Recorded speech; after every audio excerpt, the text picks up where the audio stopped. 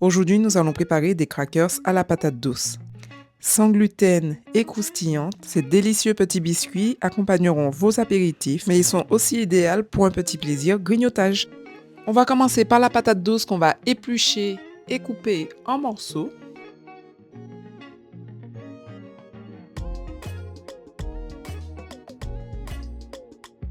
Et je cuis le tout à la vapeur dans une cocotte minute. Il faut compter 10 minutes de cuisson à partir de la rotation de la soupape. J'ai préféré la cuisson à la vapeur pour éviter que mes patates douces soient trop imbibées d'eau. Dans mon bol contenant la patate douce cuite, je rajoute mes flocons d'avoine. J'introduis ensuite une cuillère à soupe d'huile d'olive. Il est possible d'utiliser de l'huile de tournesol ou toute autre huile de votre choix. C'est le moment d'assaisonner votre pâte. Je vous propose une base que vous pouvez améliorer. Pour ma part, j'ai fait le choix de mettre du sel, de l'ail en poudre, du paprika fumé, un peu de poivre noir. Il aurait été plus simple de réduire les patates douces en purée avant d'introduire les flocons d'avoine. Mais vous obtiendrez le même résultat en prenant un peu plus de temps en utilisant un presse-purée. Le but sera de lier tout le mélange et d'obtenir une pâte homogène. Vous pouvez personnaliser vos crackers un petit peu plus. Pour ma part, j'y ai ajouté des grains de sésame noirs. Utilisez des grains qui vous feront plaisir. Je continue à bien mélanger le tout afin d'obtenir une boule ni trop humide et ni trop sèche. On va devoir étaler au rouleau la pâte et l'emporte-pièce. Elle doit pouvoir tenir les différentes manipulations. Comme vous l'avez constaté, il n'y a pas de levure utilisée, donc pas besoin de temps de repos.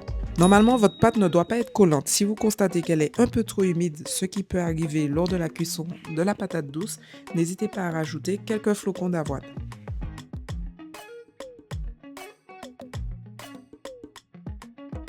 Je n'ai eu aucun mal à étaler ma pâte et l'emporte-pièce ensuite. Si vous avez des difficultés à l'étaler, n'hésitez pas à fleurir votre plan de travail et votre rouleau à pâtisserie. Plus vous étalerez la pâte, plus les biscuits seront croustillants après cuisson. Pour la cuisson, vous avez deux possibilités. Soit utiliser un emporte-pièce pour obtenir des formes régulières ou disposer la pâte directement sur un papier cuisson et de la cuire ainsi. Ce qui vous permettra, après refroidissement complet, de le casser en morceaux irréguliers.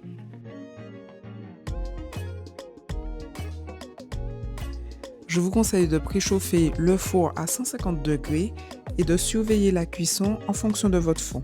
On part pour 15 à 20 minutes à chaleur tournante. Il est préférable de les laisser refroidir complètement sur une grille avant dégustation et de les conserver dans une boîte en fer blanc. Ils resteront croustillants environ 4 à 5 jours. Pour ma part, ils sont restés croustillants un peu plus longtemps. Nous sommes arrivés à la fin de la recette. N'hésitez pas à me dire en commentaire avec quoi vous dégustez vos biscuits apéritifs et si de manière générale vous appréciez les produits fabriqués à base de patates douces. Je vous dis à bientôt pour toujours plus de recettes aux influences caribéennes.